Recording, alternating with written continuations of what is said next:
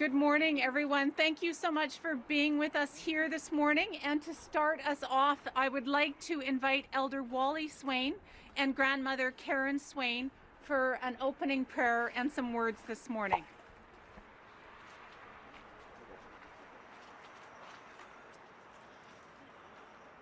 Abusuutin noin maagritok. Niin kuiskabi. On se kun nyt eikoma.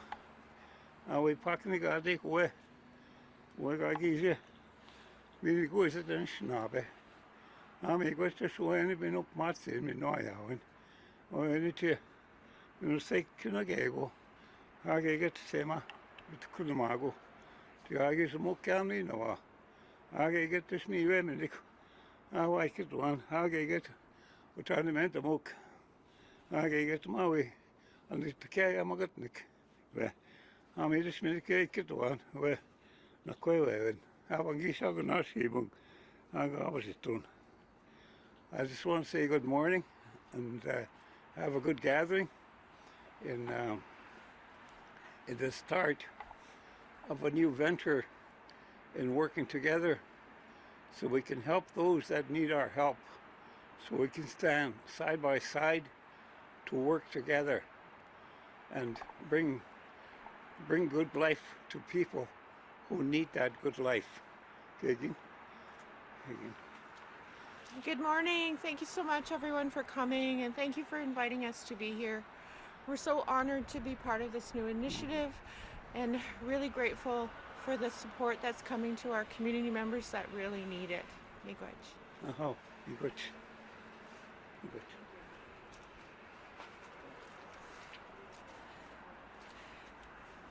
Thank you, Elder Swain and Grandmother Swain, for those opening words, that prayer, that blessing. And thank you to your ancestors for welcoming my ancestors to this land 2 centuries ago. Thank you. Miigwech.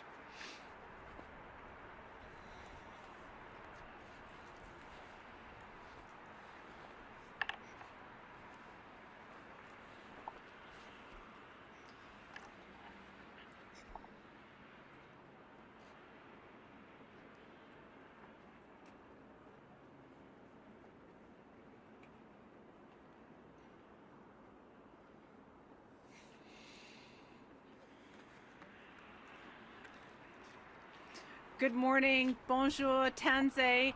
Je tiens à profiter de l'occasion pour reconnaître que nous sommes sur le territoire du traité numéro 1 et sur la terre ancestrale de people Anishinaabe, Cree, Ojibwe, Dakota, Adene, and de la Nation Métis.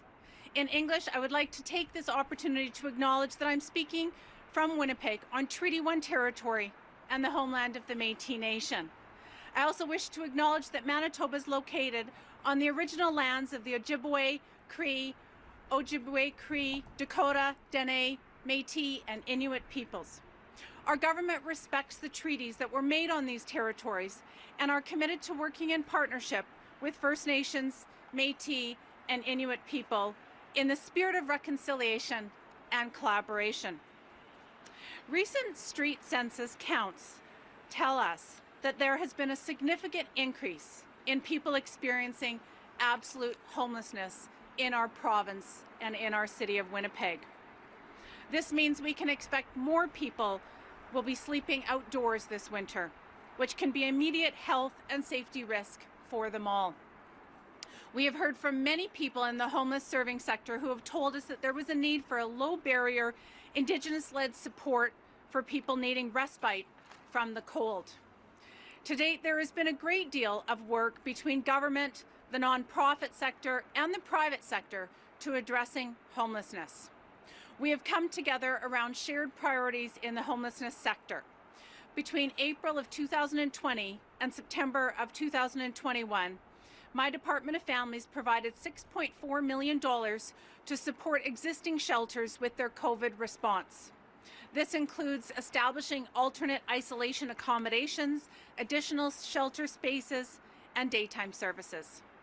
This also includes funding and in-kind contributions of 20 Manitoba housing units to the Resource Assistance for Youth, otherwise known as RAY, in recognition of the impact of COVID-19 on youth who are experiencing homelessness or who are precariously housed.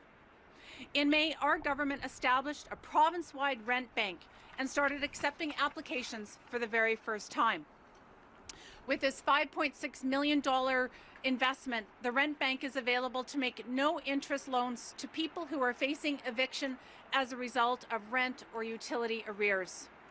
This is an essential resource for the 228 people who have already accessed support from the rent bank for an average of about $1,800. This means that we have prevented about 228 people thus far through the rent bank from experiencing homelessness, keeping them in their homes where they belong. I would like to acknowledge that this was the first provincial investment in homelessness prevention. And today we are here to make another great announcement about a key partnership program that we have been working on.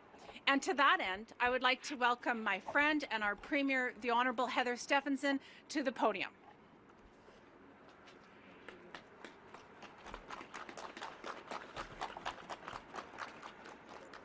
Thank you very much, Minister Squires, and good morning, everyone. Just delighted to be here with all of you on this brisk Manitoba morning. Wonderful. Good morning, and thank you, Mr. Squires. This is a critical time in our province's history to listen, to heal, and to bring Manitobans together, to build a healthier, stronger future for all Manitobans, especially those most in need.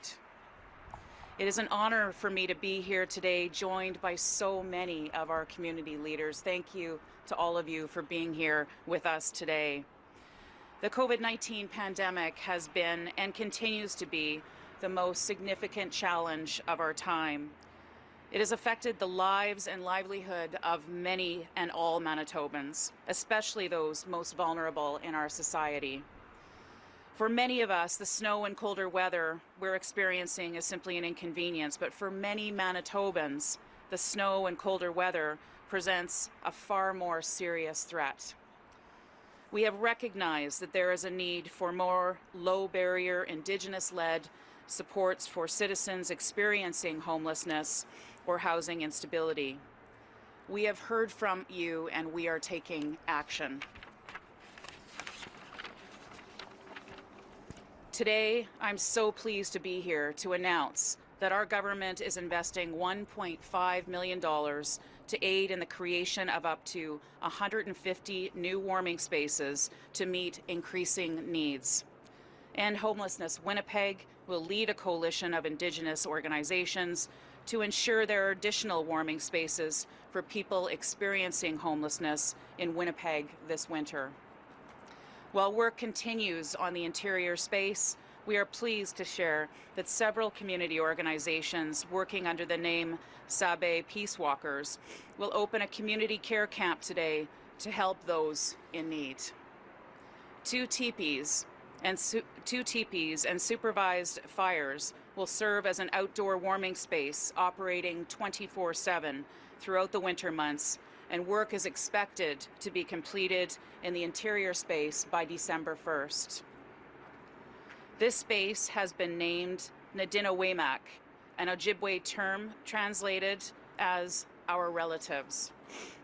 As we gather in this space, the name Nadinawemak will serve as an important reminder of our shared responsibility to protect relatives from harm.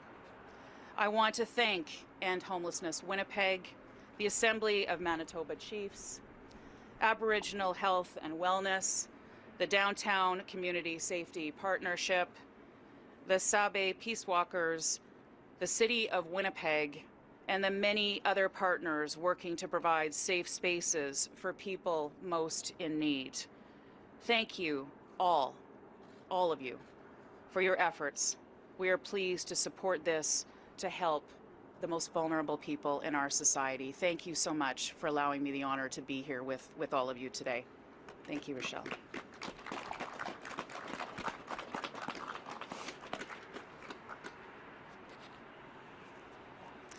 Thank you, Premier, for that great announcement. And I think it's something that we can all agree here, that getting people into warm places is essential, especially on days like like this.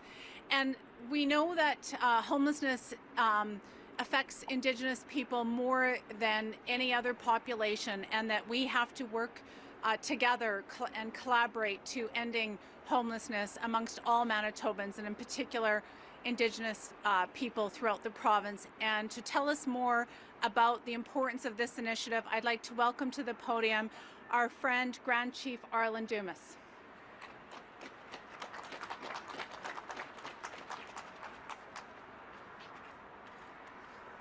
Tan siniwago maganak tuti mag miditi tayo padig nista pisis ka pipigis ko yan nas kumao kitya tisagi paskiti no magamamo ya. I bring greetings on behalf of the Assembly of Manitoba Chiefs. I want to acknowledge the elder for the prayer to open up. I truly appreciate the comments of our Minister Squires, and I also want to personally acknowledge the Premier for the efforts, for her statements and her words. As she knows, I'm an individual who will make sure we all honor our words. I believe that the Premier has made many efforts to come and be accessible. She's joined our meetings, our assemblies. She's made herself available, and I believe that coming to this announcement is a testament to that commitment. And I look forward to continuing that work, Premier. I truly appreciate that. In 2019, the Assembly of Manitoba Chiefs, at the direction of our leadership, was asked to take a look at homelessness, as we're well aware of the magnitude and the problem that it has with our members wherever they reside, whether it be on reserve or off reserve. We had partnered with Winnipeg Homelessness, and we actually embarked on many engagements and facilitating different conversations on how to approach the issue, to do an informed and objective analysis on what it means to be houseless and the different variations of it. You know, there are people who without a home, but there are also unfortunately people who couch surf. There are people who are put in many unfortunate circumstances, and our leadership with our willing partners look for solutions, and I believe that this facility is one of those solutions, and I want to acknowledge everyone that was involved in it. It takes everyone's combined effort to bring forward tangible solutions. And because of the good work that we've done with our allies and with the people that we've been working with, you know, I'm be more than eager to present many more of these solutions to our Premier and her team, as well as all of the other willing partners that we have, in order to find the successes that we need, so that everyone can be comfortable, that we can look out for everyone in need. Shutting off the heat in bus shelters is not one of those strategies. Making places uncomfortable for people who are literally in a bad situation is not acceptable. We have to find innovative ways. Some of the work that we had done had actually identified many of the things that we've known. We know that there is systemic racism, that there is institutional racism, there's institutional bias.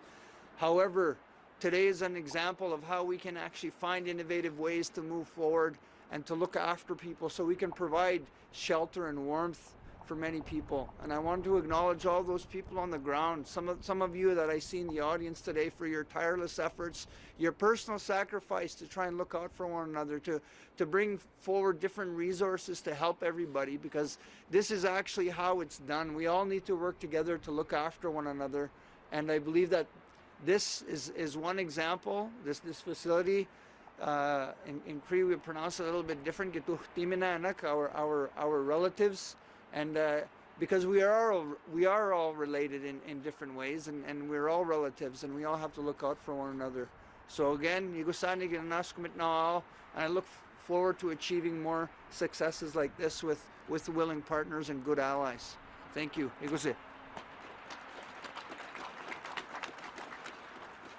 Ekosani Grand Chief, thank you for your collaboration and your friendship. And now I would like to invite to the podium the CEO of End Homelessness Winnipeg, Jason Whitford, for a few words.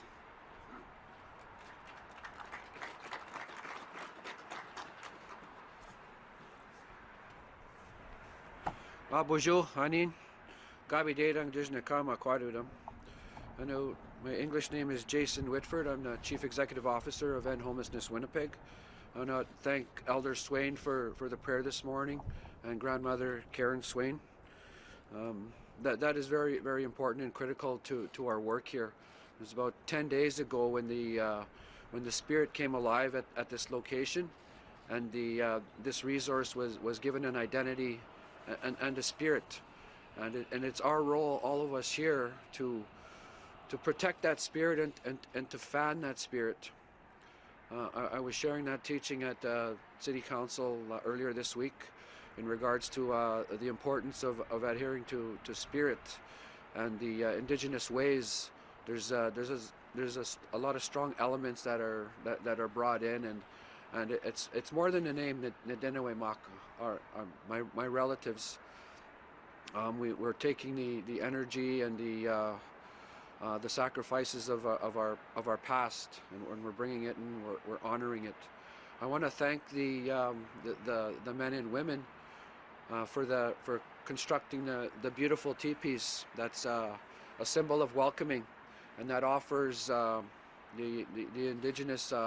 indigenous sense, the warming, the welcoming environment that will be alive in this place. I think that's what our community has been missing. So I want to appreciate that, and the tobacco that was passed this morning. This initiative came as a result of need. A lot more work needs to be done in this area. There's a lot of innovative work that we can create, but we need to work together with different partners and bring the resources together so that our people can live good lives, which was said in the prayer this morning. That is to lead the good life, and that is very common in many of our mandates of our Indigenous organizations. I want to acknowledge and thank the many partners that we've worked with to this point. The province of Manitoba, the Assembly of Manitoba Chiefs, True North, Downtown Community Safety Partnership, the Aboriginal Health and Wellness, Sabe Walkers, and many others. These are the first partners that are going to work together as a family, and nurturing this resource and delivering services and working together in unity. And other resources will come. We're very open to having other resources join us in this work. So that will happen. And currently, our time frame is today to have a warming space here for coffee, to hot chocolates, to share stories, to sit by a fire and have warmth. I really want to appreciate and acknowledge the work of those involved in the community care camp. Riley Nipinak in particular led this on his own, and a spirit was born there, and we've approached Riley early on to come and join together with Community 204 and OPK to have that aspect here. And that resource will operate 24/7 as was indicated. That's accurate. And our goal is to open these doors to provide a daytime and evening warming space for those that need that space, coffee, hot chocolate, a meal, but access to the resources and supports that they might need to address some of the issues in their lives, to connect with family, to rest, to access health services, or to even to get back to their First Nations, or even to access their family. One item that stands out to me in the End Homelessness Winnipeg census a couple of years ago was that 50% of the people on the streets today have had involvement with child welfare. So that's a sad state that we need to continue to work towards. I myself, one thing that I can share about myself is I'm from Sandy Bay Ojibwe First Nation. I'm born and raised in Winnipeg. I've worked at the Assembly of Manitoba Chiefs for close to 20 years. My combined experience with First Nation organizations, both on and in the city, is close to 27 years. I started my career when I was 10 years old. I just thought I'd throw that out there. But I'm really glad to see the work here and the commitment of parties, not only the Indigenous, the government, but the public, the very very caring and compassionate individuals that are generous and caring of these causes, and it's all of our responsibility to work on that. I want to acknowledge the work of PCL Construction here as a general contractor, and they're very amazing to work with. So I appreciate yourself and the trades that you've brought here. So, Chimigwich.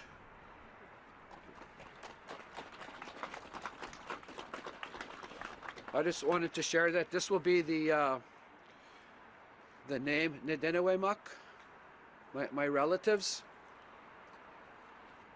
and the identity, the word, and the design. And this design here is the teepee, which represents the traditional home of many indigenous nations across North America. It represents the turtle, which is the teaching of truth. And we're going to uncover truths to many of the individuals that are experiencing homelessness here and what they need. And the sun representing warmth. The grandmother's son, our teachings and our history. Jimmy Witch again, thank you. Thank you very much, Jason, and I can share with you that the province greatly appreciates your passion and enthusiasm for helping us work together and collaborate at ending homelessness in our province. And so thank you for everything that you do. In conclusion, I just want to say a special thanks to all of you who have come out on this cold morning to be with us for this wonderful announcement. I do want to thank my friend, Minister Kathy Cox, Minister of Sport, Culture, Heritage, and responsible for Status of Women. Thank you for being here and for everything that you do.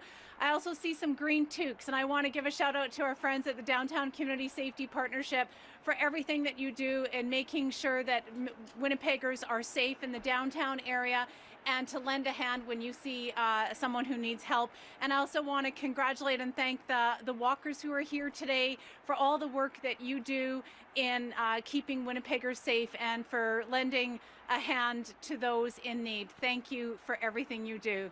Merci.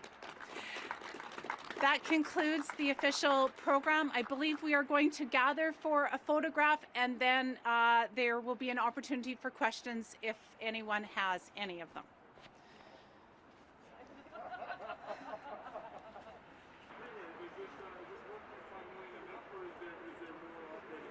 I think this is certainly a good start for what's needed for right now, and this is a very, very important initiative. And it's not just about us today. This is about, you can see so many different partners in the community and how incredibly important this is for the community. So just really humbled and honored to be here and be part of it, and to help in any way we can. Well, this is a start. We'll see, and as we always do, if there's more need, then we'll look at that at the time.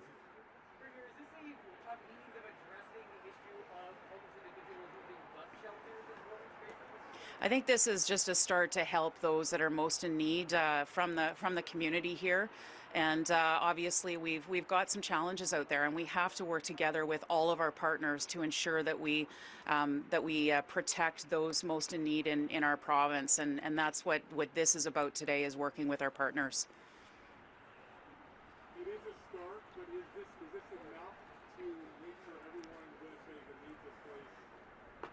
I think this is just one part of it. There's obviously housing, there's many other aspects of this as well, and I know the Minister of Families is working very, very hard, and I want to thank her for all the work that she has been doing. And you know, this is about working with our partners to ensure that we can, you know, help those most vulnerable in our society.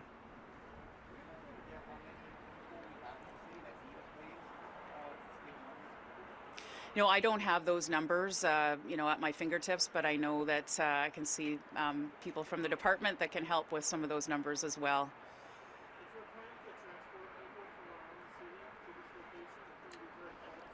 I think the details, obviously, we can get those details for you as we move forward, but certainly today is I think, a great step with working with our community partners towards helping those most in need in our province.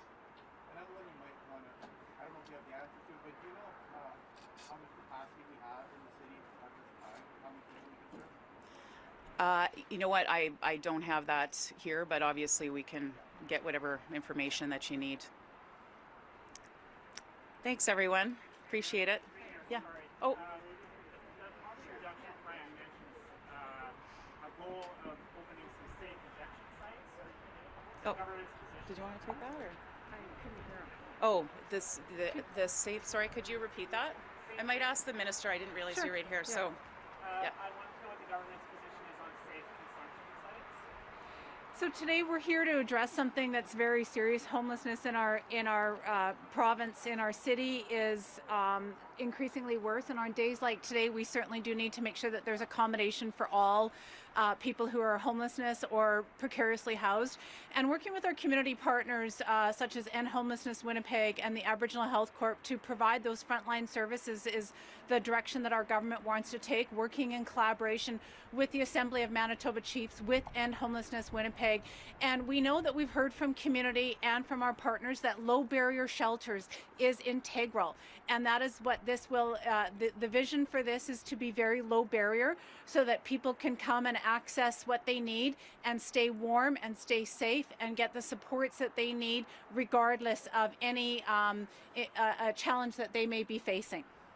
I appreciate all of that. I've heard from many leaders who told me that the drug epidemic is closely tied in with homelessness and the ability of people to find help, and that can be offered through such resources as a safe consumption site. It might open doors for people to get off of their addictions, to be free of their addictions. So I'm just wondering what the government's position is going forward on safe consumption. You know, we recognize that addiction is a real challenge, and I know that my colleague, Minister Audrey Gordon, has been addressing that with new investments in treatment and access to treatment. And we know that homelessness is a very complex issue. We heard CEO Jason Whitford say how many people who are experiencing homelessness have also come from the child welfare system, and that there are many variables in addressing homelessness, because there are many variables that contribute to a person experiencing homelessness. And that is why collaboration is essential. That is why we're listening to the Aboriginal Health Corp. That is why we're listening to CEO Jason Whitford at End Homelessness Winnipeg, and so many other community partners, to addressing the needs that are here in the city of Winnipeg and the province of Manitoba. Thank you. Thanks.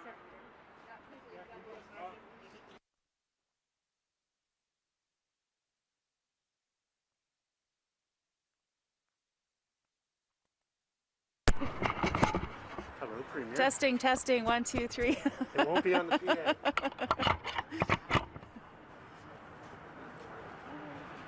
The mask kind of keeps you warm. It's good. Yeah. Premier, we're learning today about vaccines for kids 5 to 11. Are we on track to have vaccines within the week? I believe, obviously we're waiting to hear from the federal government. It will be is responsible for the supply. We know that we are ready to go. We've got our plan. We announced our plan last week, I believe, or earlier this week, and we're hoping that they're on track to deliver as soon as possible.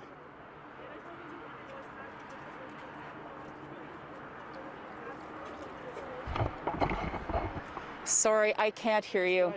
Just come in. Yeah. So about the surgical backlog, can you confirm that the task force is going to issue recommendations before next year? The task force is in the process of being put together right now, and so I know Minister Gordon will be able to answer those questions more, in more detail for you. But certainly, we recognize that there is a need for this task force to ensure that we start to tackle those surgical backlogs. That's absolutely critical. So we're looking at that right now. We obviously have to work very closely with the Speaker and other government departments as well. And so we'll probably have more more on that next week. We're just in the process of having those discussions now. What do you say to a man who offered a $14,000 bill to the province for not covering, or because they need new surgery? Because they need, sorry? Sorry, there was a Winnipeg man who invoiced the health minister because they had a $14,000 medical bill for overseas for his knee surgery. What do you say to him? Well, I would say that bring that forward to the Minister of Health, and we'll look into that further. I don't know the specifics of that, and so certainly, you know, we want to help and ensure that. They have brought the invoice. Okay.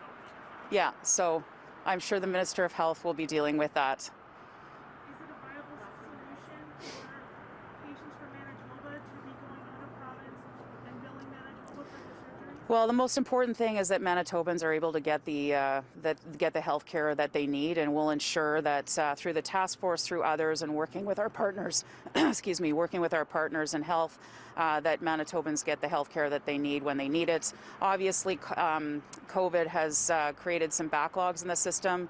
We recognize that. We're working on that. I thank the Minister of Health for all the incredible work that she's doing, and all of those in the healthcare system who are working diligently to help Manitobans in need.